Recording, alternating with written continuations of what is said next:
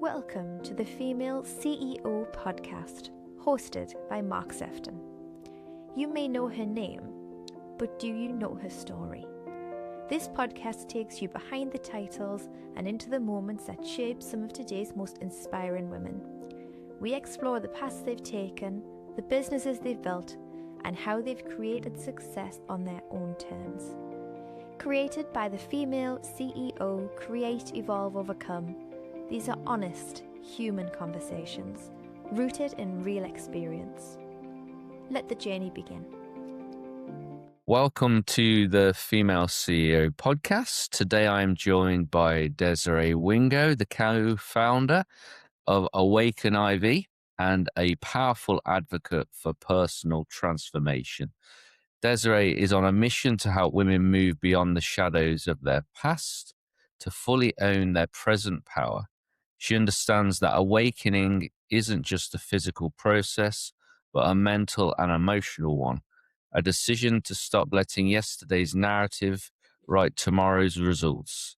Through her work and her own lived experience, she empowers others to stop playing small, reclaim their identity, and step into the most authentic versions of themselves. Desiree, I'm excited to dive into your story today. How are you? I'm doing great. Thank you. Good. It's great to have you here. Really looking forward to getting into your story and most importantly, getting into your psyche, your mind, so you can really help a lot of us move forward. How does that sound? That sounds amazing. Okay, cool. So the thought of stepping into your power is a phrase that we hear often, but it can feel a little abstract perhaps.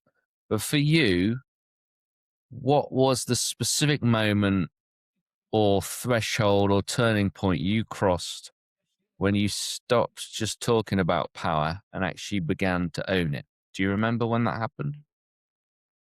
Oh, for me, it started by doing the things I didn't want to do and leaning into what I said I was going to do. So it was the things that terrified me, being scared of it and doing it anyways, and being okay with whatever happened.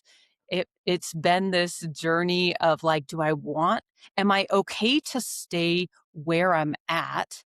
And what do I believe could dare to be possible if I was to try something else? And then learning to foster that curious, exciting thing when your soul starts to light up about something, and lean into that feeling and trust and dare to push the boundary a little more. Do you feel like you get a kick out of it now, out of doing things that maybe might be a little bit uncomfortable or a little bit scary because you almost know that that's where you've got to go? A little. There's like the wrestling in my head where I'm absolutely terrified leading up to it. But then in it, I find that I thrive more often or not once I'm in it and I'm doing it. And it's normally not as bad as I think, but like leaning into it so many times, I almost like wanted to back out or bail or, jump ship. And then it's been like, oh, well, like, surprisingly, I really enjoyed this, or I learned this part about me. And yeah, more often than I end up really thriving. Mm. I think our relationship with ourselves is really key, isn't it? And I'd love to know from your perspective, do you feel like it's harder to find who you are or to let go of who you were told you should be? Ooh. I think definitely harder to let go of who you were told you should be. It's exciting for me to find out who you are. Like when you find something and you're like, oh, that's me. I'm good at this. I like this. Like, it's like right when you get the mile marker and you gain progress and you're like, yes, I'm doing it. You're like gaining traction, gaining momentum. Whereas for me, like letting go of who you were told you would be is this constant, like, retraining the mind, reshifting, like, oh, this thought came up. Is this true? Like, is this ultimate truth? And then rewiring it. So it takes a lot more energy for me to lean into rewiring the old or negative or beliefs that no longer align with me than it does to the energy that's like, ooh, yeah, this feels good. I'm good at this jump, go, move. That takes a lot less energy from me than the other. Yeah, it's hard, isn't it? Because I think, typically we probably have expectation from parents, from society. In particular, they're probably the two kind of spaces where you kind of wrestling between you finding your own way and being authentic and true to yourself, and then, what somebody else's dreams or visions that people have. How easy is it for you to have been able to kind of shrug some of those things off and find your own truth? Is there anything that you did to really align to yourself? Oh, for me, it's been easier for me to start to learn to trust my body and the feeling and the sensations as I do things. Like I love the outdoors. I love nature. So like doing things like skydiving or whatever it might be, right? Adventure wise, hiking and all those, like I love to push myself in that aspect, and it's really natural and it's just exciting and fun. But for me, learning to have a voice, that process, definitely, like all the old beliefs and things of my parents and how I was raised and my people pleasing and different things, that part has been a lot more challenging for me to maneuver through than like the trusting my body and the feeling of like, when you just feel it in your intuition and and I've learned to identify that feeling and move forward. But the voice and what I'm speaking and how I articulate in that part, that has been a journey for me. Hmm. I know you're passionate about not letting the past dictate the future. Why do you think that maybe so many high achieving women are still subconsciously kind of hindered to the old versions of themselves, even after they've found, external success? Yeah, I think it's the patterns. It's the loops that we have going in our mind and the environment that we're in. Really putting yourself, and for me, it's been disruptions that's helped me propel out of that pattern. And so I think a lot of us women, we get caught in the old way of doing it. And then your autopilot, your auto drive kicks in. And if you're not constantly thinking about your mission and dialed in and a knowing of where you're going and what you know to be true, you're going to revert back to those old patterns and those old ways unless you're intentionally dialed in and saying, no, thank you. Thank you. This old version of me, I got the wheel. I'm safe. We're going here now.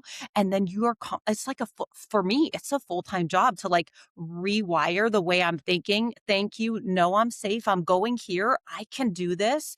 And then you start to build more and more evidence. But if we're not intentionally putting ourselves in an environment where we are supported, where we're being uplifted, where we can see what's possible and leaning into those that's gone before us, it's really easy to revert back to the old ways, the old messages, the old upbringings, the old patterns. And then, so for it I think having constant disruption, not constant, but disruptions when necessary to break the pattern really helps. Mm.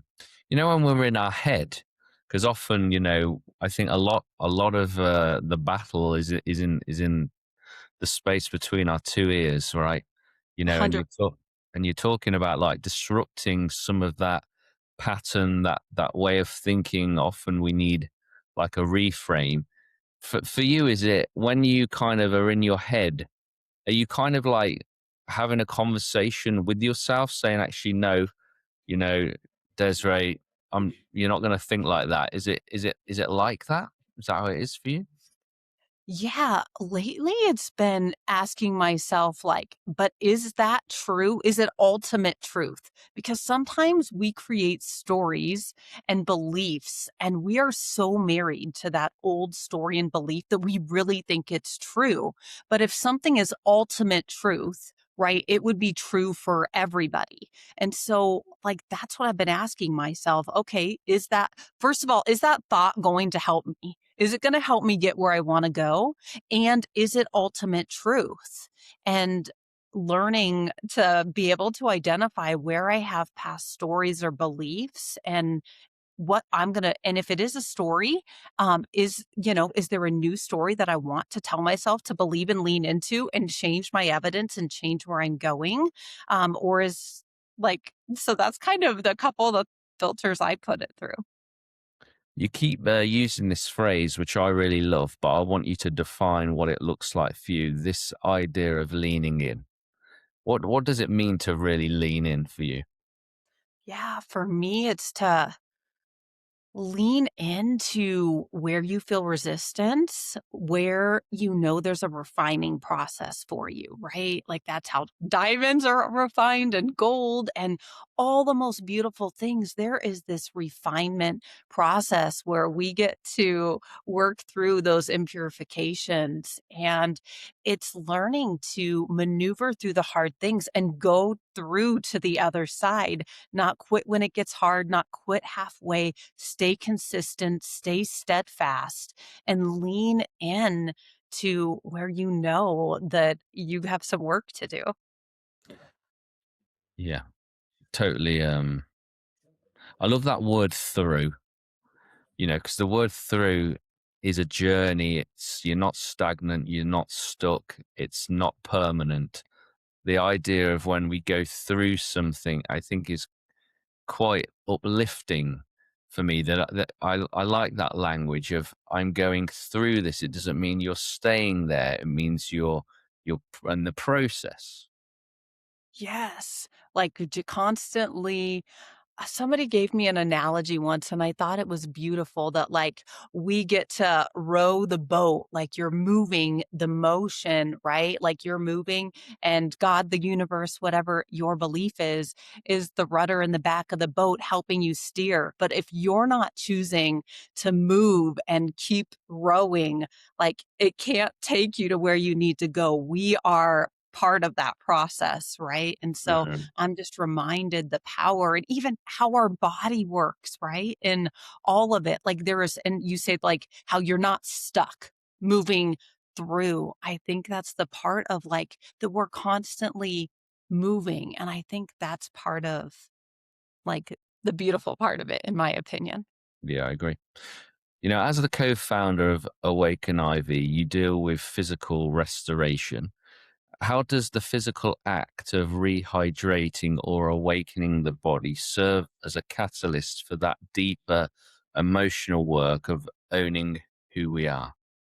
Yeah, when you feel great, you operate differently, right? When you feel great, you're able to think differently, you're able to perform differently. It's our body is just a whole holistic circuit. So if we can support it in all elements, whether in your happiness, your wealth, your health, like your whole being, you're going to have a much higher quality of living. And so that's really what it's about for us. Yeah, it makes a lot of sense. For me, like when we think of like stress, high levels of cortisol, we're never going to be tapping into our genius, being strategic. But when we're in that place of like calm and health, then really that enables us to really be able to get into, you know, our brain. It always blows my mind that they say we only use 8% of our brain. I mean, I want the other 92%. We need that, right? Amen. I'm with you. Yeah, it's like, what is my other 92% of my brain doing? Like, come on, we need to tap into that. Right. I think it's that we don't realize our own possibility, like our own capacity, what we're capable of. And you were talking about like women being in their power before. That's a lot of it is like we cap ourselves, we limit ourselves and learning like the world is our oyster, right? Absolutely. What is the invisible tax women pay when they refuse really to own their own identity? How does that lack of authenticity then eventually show up in their business or in their leadership? Yeah, it's restrictive, it's constricting, it is unauthentic, like, it's like this feeling of dying inside, and instead of being expansive and scarcity and like feeling alive, right? When you are choosing to believe and trust and decide you're worth it and go for it and stand in your power, you're expanding your reach. You're getting recharged. You're giving to others. They're giving to you. It's this beautiful dynamic. And when we play small or when we don't go all in, I think like then you deal with some of that like inner talk too, right? Like it's a completely different energy dynamic when you're proud of how you're showing up and you feel good and it's like that gain momentum and traction versus when you're not and when you're playing small or you don't honor the commitment you set or you withhold from what you really want, you have that internal mind chatter again. And so I think you just get the cog going in the wrong direction and then that spews out everywhere else. Mm. If someone's listening, Desiree, who feels like defined by a mistake, maybe a past trauma or a version of themselves from like 10 years ago, what is the first practical step in your rewriting process to detach them from that old story? Yeah.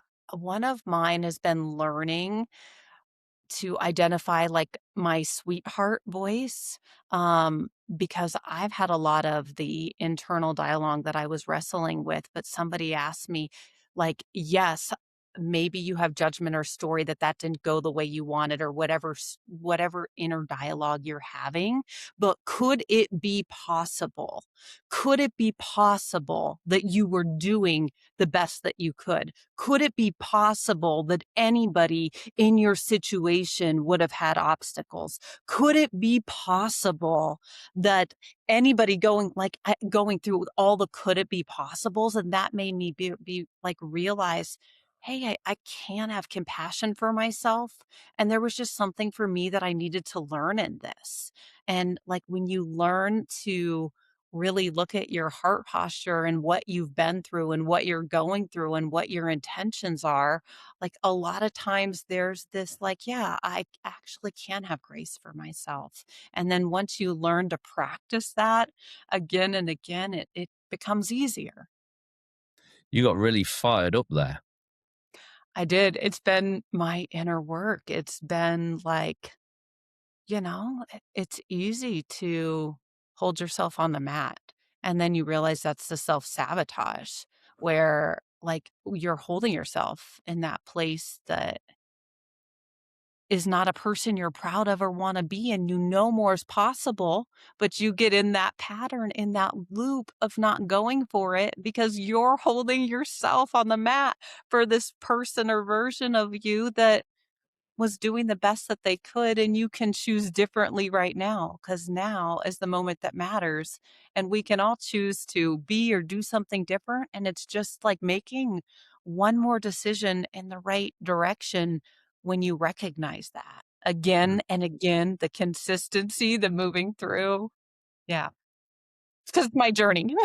No, I got that. I felt it. I could see it, and it's interesting because immediately I was seeing your inner child, and I think that this is part of the reason why we end up getting fired up and we get a little protective of our little selves that perhaps were abused or had trauma or felt isolated, lost, lonely, abandoned, rejected, all those heavy wounds that many of us have faced. And some of us are brave enough to share about them and others not. And that's all a part of the healing process itself. But I think one of the most empowering things is our ability to be able to have a relationship and speak to our little selves. And I definitely was getting a sense of that from you there.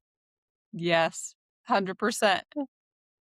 It's incredible, though, isn't it, that we can actually go back. I've gone back to some significant childhood memories where I've took little Mark's hands and I've spoke to myself, and it's powerful. It's really powerful, and even the visualization when you visualize you, like younger, like the compassion that comes out and the different way that you speak to yourself as a little kid versus how some of the things that I say or we say to ourselves. I'm like, I would not talk to anybody else this way. And when I think of my little kid, there's a lot more compassion that comes out. Yeah, it's beautiful. And I think that's where a lot of people's enlightenment can still come is looking at that inner child. And I've had maybe two or three experiences where I've really seen myself and really had a real impactful moment. And it's been very healing, very liberating. I love that. Mm. True power often comes from our scars rather than our highlights. How has embracing the parts of your journey that you once wanted to hide actually become your greatest asset in building your brand? Yeah. I feel like that's been the whole journey for me. It's been all of it. It's been strengthening that muscle. It's been that transformation process. It's been learning to alchemize things, right? And I love it. That's what I've learned keeps me alive. Like when I feel my best is on the other side of getting through it. Like we talked about is that's like what I end up thriving off of at the end of the day is being proud of knowing I was here and I made it to here and just that continual growth and helping others get there and witnessing and pouring in and being a beacon of hope. I think like in our line of work, it's, reminding people, giving them the support, being the beacon of hope and showing the messy, the middle, the parts that not everybody shows. Mm. Yeah, that's really where the real, I think, shift goes when we're really just honest with ourselves. We're able to really own where we're at, but not be afraid of it. Yeah, I mean, that's been my journey is I always wanted to wait till I got to the other side to share, wait until I made it, wait till I felt like I got it and had so much of that like the judgment in the journey of the mess and un the unpretty parts in the middle that I wasn't willing to share for a really long time until I thought I had made it. And as I've been like helping people and pouring into people, I'm learning that they gain so much more. It's so much more helpful to show the raw real when you're in it and how you're maneuvering it through it. And those tools are a lot more helpful to people than just showing them point A and then the finish line, but what you're doing in the day to day and the support and um, all of it. And how does a leader then, Desiree's decision making change once they've done the work to really detach from the past? What does an awakened CEO really look like compared to one who's still running on their old programming? Yeah, it's an unwavering belief on where you're going and who you are and looking in and not accepting failure as an option, making your decision and sticking by your word and honoring that commitment and allowing yourself grace. New information comes. Okay, new information comes, and then you can make a new decision and pivot. And you're never locked in. You can always choose to make another decision. And then you just keep making the right decision, but you keep acting now. You keep choosing to make a decision that's one step closer to where you want to be now and not putting it off, not saying I'll do it later or this or that, but choosing, okay, where do I want to go? And what am I willing to do? So it's who you're being. It is that way of being and how you're making decisions and how you're caring for your body and how you're showing up in the world. Mm. And when you look at the community you are building, what is the one truth you want every woman to walk away with after hearing your story today? that there is power in your story and your vulnerability, and that anything is possible. Whatever you decide, you're right. And as a man, because I'm very mindful. I recently was interviewed by Trisha for the female CEO, and I interviewed her. And she's obviously the founder of the female CEO, which was really interesting. And those episodes will come out in the not too distant future.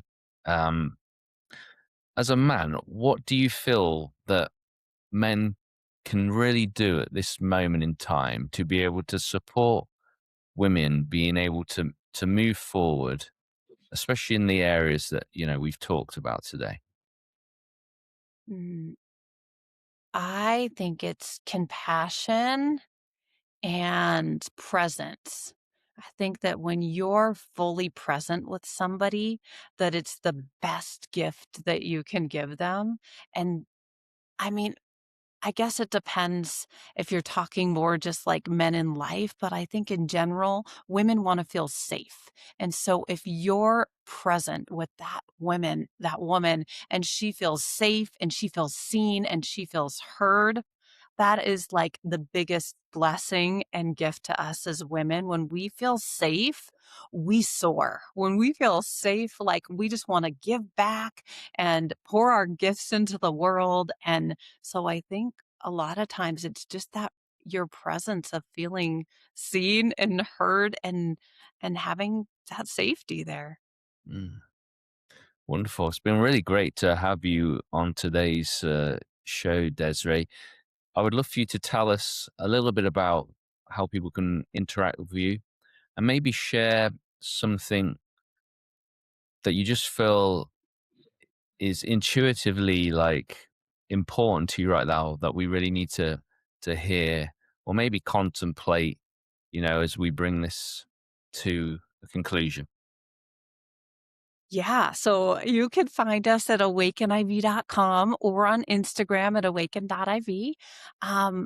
As far as what I'd like to leave you with is dare to think differently. Like whatever's coming up for you inside of you right now, just trust it and lean into it. And what would be one decision that you could make to lean into what's coming up for you that's a different way of what you've been doing before, that's going to get you that one step closer? Just one thing.